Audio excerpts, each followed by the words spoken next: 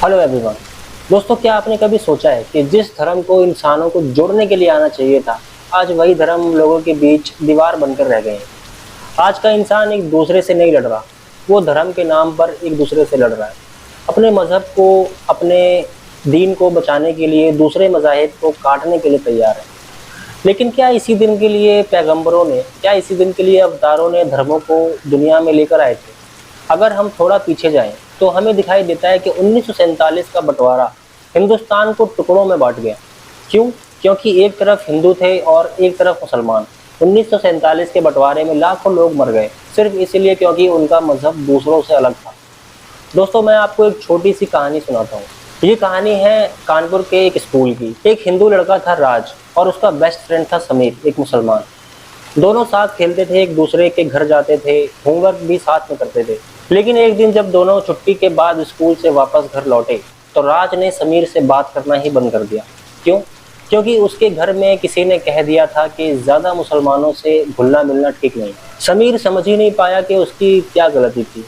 और दोस्तों, ये सिर्फ एक स्कूल की कहानी नहीं है, ये हर गली, हर मोहल्ले, हर कॉलोनी की कहानी है, जहाँ बचपन की दोस्ती भी धर्म के नाम पर छांट दिया जाता है। लेकिन मैं यहाँ पर एक छोटी सी बात क्लियर करना चाहता हूँ कि लोगों के रहने और ज़िंदगी बिताने के तरीकों में भी काफ़ी फ़र्क है। एक मुसलमान का लाइफस्टाइल बिल्कुल अलग हो सकता है एक हिंदू धर्म के इंसान की लाइफस्टाइल से। शायद ये भी एक बड़ा रीज़न है कि बचपन में काफ़ी अच्छी दोस्ती होने के बाद भी कुछ लोग बड़े होकर एक दूसरे से बात करना बंद कर देते हैं। शायद उनके रिलीजियस बिलीफ्स एक दूसरे से मैच नहीं करते और फिर कॉन्फ्लिक्शन आना स्टार्ट हो जाते हैं। खैर, इस टॉपिक पर डिटेल में किसी दूसरे वीडियो में बात करेंगे। और हैरानी की बात यह है दोस्तों कि ये सब वही लोग करते हैं जो हर रोज़ मंदिर जाते हैं, हर रोज़ नमाज़ें पढ़ते हैं, लेकिन दिल से इतने छोटे हो गए हैं कि ये एक दूसरे का दर्द महसूस नहीं करते। सोशल मीडिया पर आप देखोगे तो किसी ना किसी मज़हब पर कुछ कह दो तो दूसरा आग की तरह उसके पीछे पड़ जाता है। कमेंट सेक्शन बैटलफील्ड बन जाता है, शब्दों के वार चालू हो जाते हैं। लेकिन क्या ये सब भगवान को पसंद आएगा? क्या कभी किसी ने सोचा है कि भगवान को ये सब कैसा लगता होगा? क्या यही है हमारा धर्म? क्या यही हमें धर्म सिखाता है? धर्म ने कभी भी किसी के गले में हाथ डालकर उसका गला घोटने को नहीं कहा। धर्म ने हमेशा गले मिलने को कहा है, मगर हमने धर्म को समझा ही नहीं।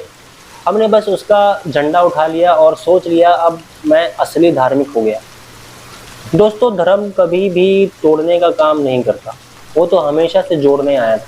लेकिन आज हम उसी धर्म का इस्तेमाल लोगों को डिवाइड करने के लिए कर रहे हैं। अगर तुम किसी इंसान से उसका मजहब पूछने से पहले उसकी मुस्कुराहट को समझने लग जाओ तो समझ जाओ कि तुम अपना असली धर्म निभा रहे हो। लेकिन क्या वाकई धर्म का असली मकसद तोड़ना था या फिर जोड़ना?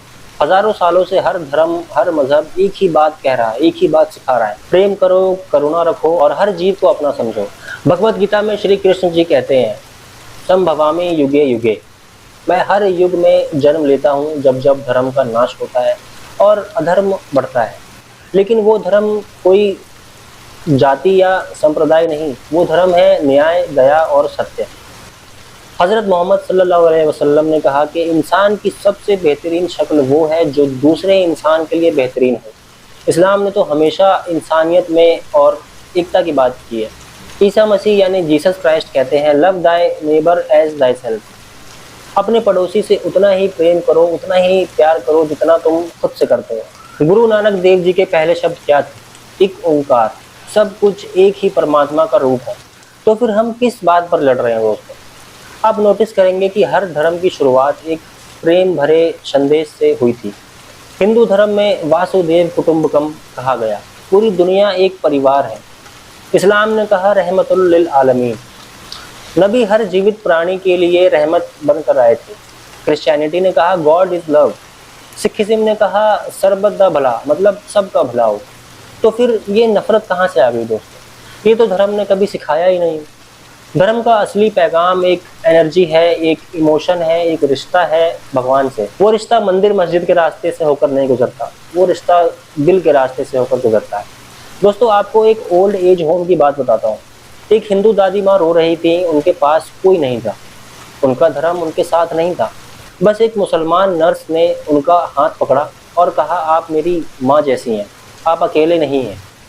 उस दिन दोस्तों मुझे समझ आया कि असली धर्म तो ये है।